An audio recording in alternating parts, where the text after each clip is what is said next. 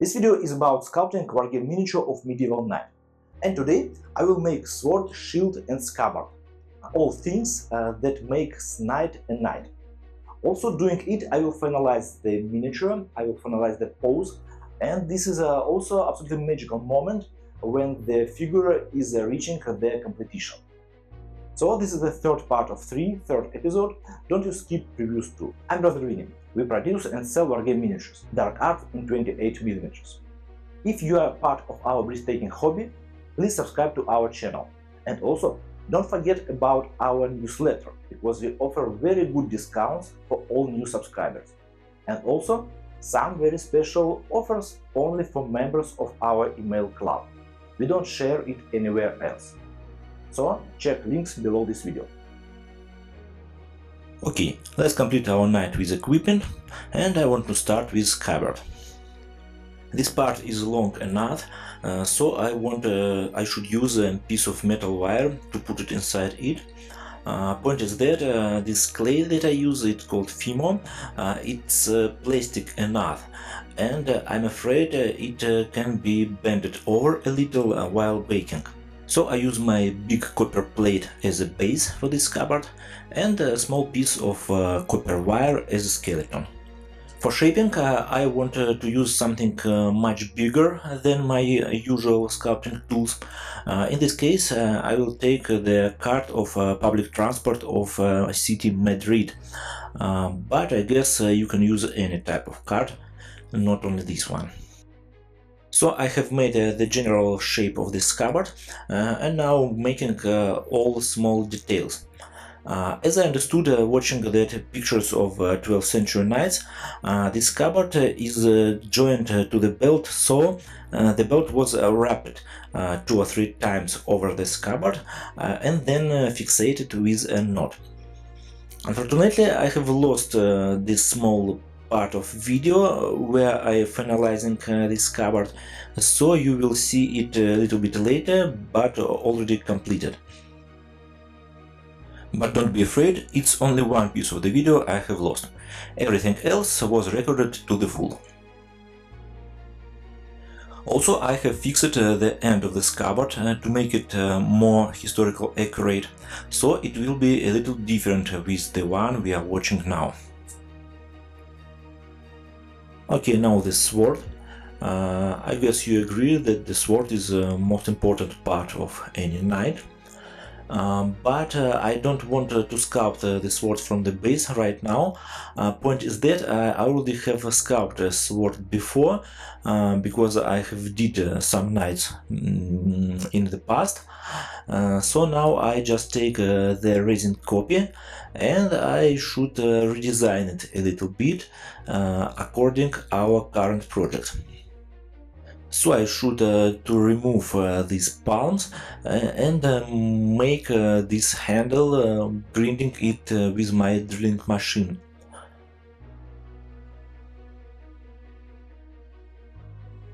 Also, I want to make the blade a little bit shorter. Okay, let's repair this end of the blade, and I guess now this sword by itself is completed. The sword I've taken as a base was two-handed, but now we are making a classical knight sword for one hand, so the blade should be much more shorter. Okay, now it's time to sculpt a fist on this sword. It's very easy, because this fist is chain-mailed with no separated fingers. So it's much more. Its most important thing is the general shape of the fist, and then it should be covered with chainmail texture. Usually I make a thumb separately after baking the base of the fist, because it's just much more comfortable for me. By the way, if you have realized that some thin resin parts like this blade was bent over, in our channel we have a video about how to fix it. Okay, the fist holding the sword is completed, and now it's time to make the right arm. As usual, I take a small piece of copper wire as a base, then control length, Then I mount it into the body, add the fist with the sword, and then we should find the position, the most correct, beautiful and reliable position. In this case, it will be very beautiful and expressive if I put the end of the sword on the line of his glance. It will look interesting and aggressive, like he is threatening enemy.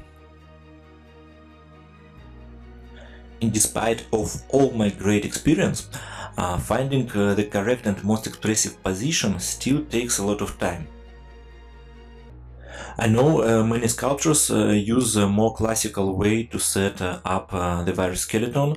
They make it whole together with arms and head from the base. But I personally prefer to add arms later, as we are doing now, because it's just more comfortable for me to sculpt the body when that arms doesn't interfere with me.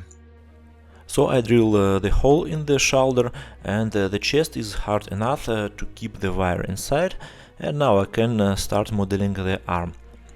There is maybe only one problem, it's controlling proportions, because you understand that missed arms can spoil your perception of proportions of figure. Okay, I guess this is the position we are looking for. And now I fixate it with glue and start making the arm by itself.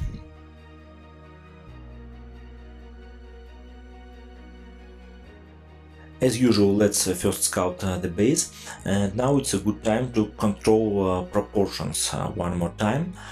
Because before, when we take a look only to the wire skeleton, it looks not so reliable, and it was very easy to make a mistake and to don't understand the proportions correctly. But now this base looks much more like final hand, final arm, and it's much more easy to understand, to check the proportions. Okay, now the base was baked and it's time to make the arm. Because the chainmail is soft enough, we should always remember that we don't sculpt the chainmail, but we sculpt the body under the chainmail. So, doing this, we should take in account the anatomy and muscles and remember about this shape. Only when the shape will be completed, I will cover it with a chainmail texture. Of course, we have cut out about 8 hours of the video, and also the speed of the rest pieces was increased. But I want to demonstrate you process of sculpting this arm in more or less realistic style. Because I don't want you to think that it's too easy or it's too fast. Actually, I work enough slowly and attentively, because usually I want to make each element as good as it's possible, so it takes some time. Maybe this arm in chainmail looks a little bit simple by the first view, but you should understand that the shape of the arm should be anatomically correct to look authentic. Of course, this chainmail sleeve hides more or less anatomy details, but in general, I should demonstrate this shape of the muscles. And the elbow, take a look, it's very important where is the elbow for making authentic and reliable looking movement of the arm. By the way, take a look to this small belt on his wrist.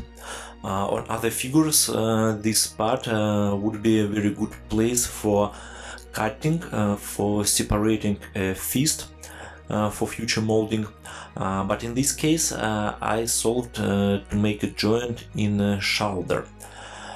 It will be much better for molding, and also it makes our paint job much more easier because there are border between textile of his clothes of that surco and chainmailed arm, so we can paint these two parts more or less separated and later to assemble it.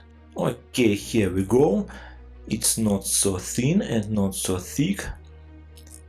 Now let's smoothify the surface with olive oil and then slowly and carefully cover it with chainmail texture.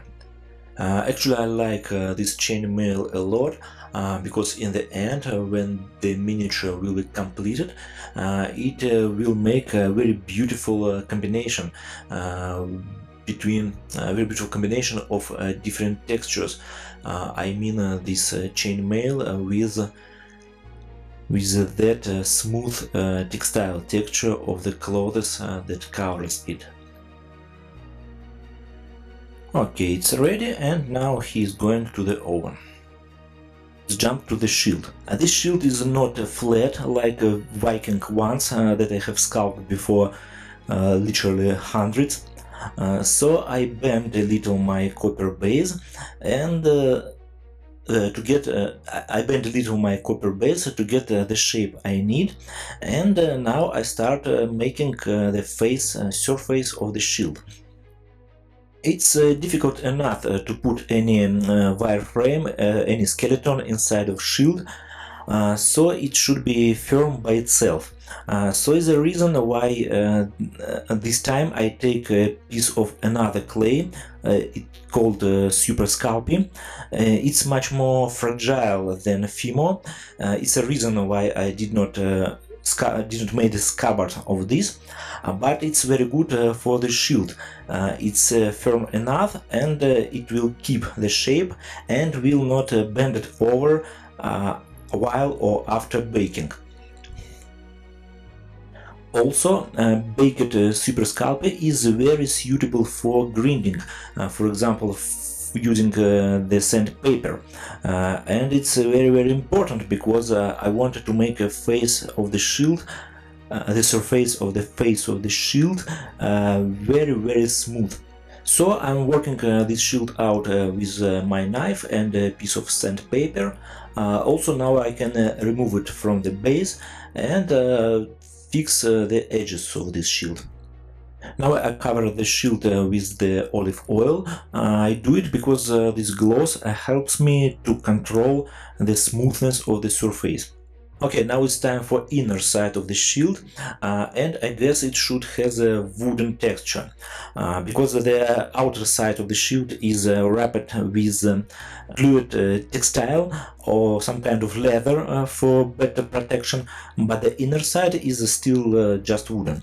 I just engrave it with my drilling machine, and I guess it looks good enough. Now let's sculpt the edge of the leather that the shield is wrapped with. I just make the shape and then add some rivets. For this task I use my special tool made of the needle from a syringe. I just have cut it out the end of the needle, so now it's a kind of a clone stamp with perfect round shape. Okay, so the same way I make it on all of three sides of the shield. So about these miniatures in general, I remind that now I'm making the first night of the 4. It will be a set of wargame miniatures for playing, for example, Saga Age of Crusades. And I want to equip these 4 guys with the same only one universal shield. Telling shield, I mean not only shield by itself, but the part together with the left arm. So this set of miniatures actually contains only one type of left arm with the shield, and I guess it's much more easy for assembling and painting. But don't afraid, it will not look like a kind of attack of clones with the same shield, because the opportunity to rotate this detail, this part while mounting, and also the different angles of the shoulder, of the torsos, provides us very different views of this shield, very different positions. You can see it, you can take a look and see it by yourself on this picture. By the way, right now, while I'm recording this video, these 4 knights was already released, and now they are available for purchase in our web store, as hundreds of another miniatures. For a better connection between fresh clay and the previously baked one, I should warm it up very good. And also I usually mix a drop of oil into the clay to make it more sticky. But it works only with Fimo that I use. So the shield is almost completed, and now I guess it's time for making the arm. I guess this arm should be the same part with the shield, because I think the best place for the joint is the shoulder. In this case, of course, is the shoulder is that place where the chainmailed arm starting from under the clothes, from the edge of that surco. First, this solution allows us to select the angle of the arm with the shield a little bit by your taste, and also from other side that edge of circle will hide the joint very good. I guess it's important enough because no one is happy to fill slits with clay while assembling the miniature. Okay, let's start with a small pillow that protects the forearm of our knight against impacts. As I remember, it was some kind of bag of horsehair, but actually it doesn't matter because it will be almost invisible under the hand.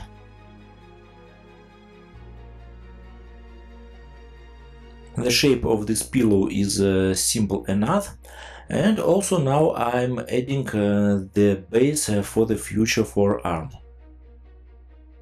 Now the base was baked, it's firm enough, and I can start sculpting this chainmailed arm by itself. As usual, while sculpting we are going the same way, from the general shape to the smaller details.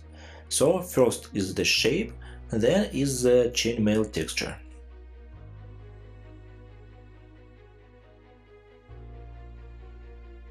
Okay, now let's finalize the shape. Let's smoothify the surface with the brush wet in olive oil, and then we can start making the chainmail.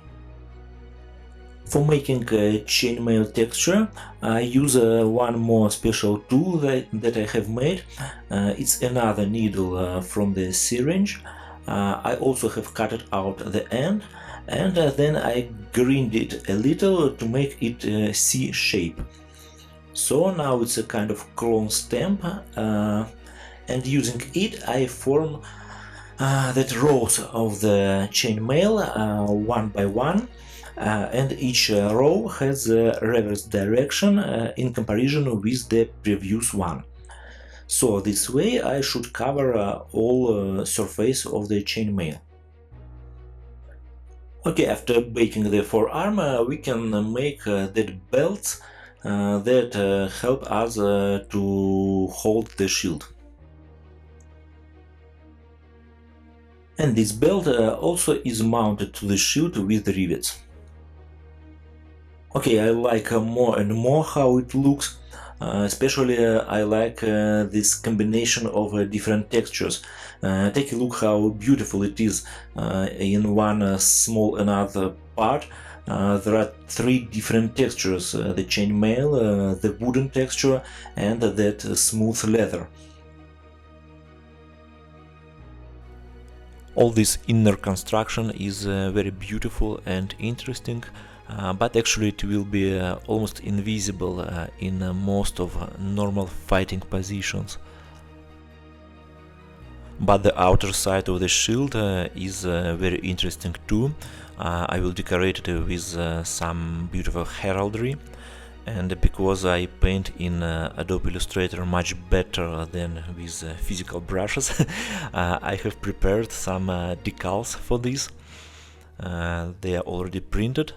and I guess I will complete this painting soon, and you can see these pictures in my social networks, for example in my Instagram.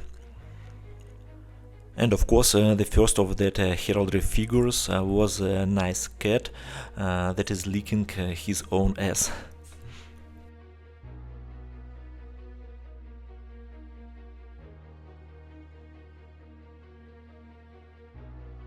Okay, let's make the second belt the same way, and now we can mount this arm with shield to the body of the knight, and find that most expressive and beautiful position. Of course, when I sculpt miniature, I usually imagine the pose approximately before, but the final position of arms and weapon should be found now very carefully. And sometimes maybe I even change something a little in comparison with original design. Okay, let's mount it and play a little, because this soft copper wire allows me to move this shield easy enough. By the way, as you can see, in this case the inner side of the shield is not so invisible, so it's very good that I have sculpted it attentively. Okay, I guess something like this. And now it's time to sculpt this missing biceps and shoulder. I sculpted the same way, first the base, then general shapes, and as a last stage the chainmail texture. By the way, pay attention, I cover this base with some kind of small notches. It should provide me much better connection between this baked base and next layer of fresh clay. Now I dismount this right hand with sword for much more comfortable working. And also it's the way how I will mold it. I will mold this as a separated part, of course. Okay, now let's complete our chainmail covered biceps. Actually, it's not so comfortable to sculpt it under the shield, but I have managed it. So we are close to end. This is kind of final stage. Let's make a last piece of chainmail. And this is only a first night of 4 I have sculpted, because these miniatures are suitable for playing Saga, and as I understand by rules it's a good idea to release miniatures as sets of 4, 8 or 12 characters. So if you want to complete your tabletop army with these 4 brave knights, welcome to our web store. Okay, now it's time for final assembling. Take a look to the scabbard. As it was promised, I have added a belt, wrapped around it 2 or 3 times, and with a knot. Also, if you see attentively, you can understand that I have fixed the face edge of his chainmail.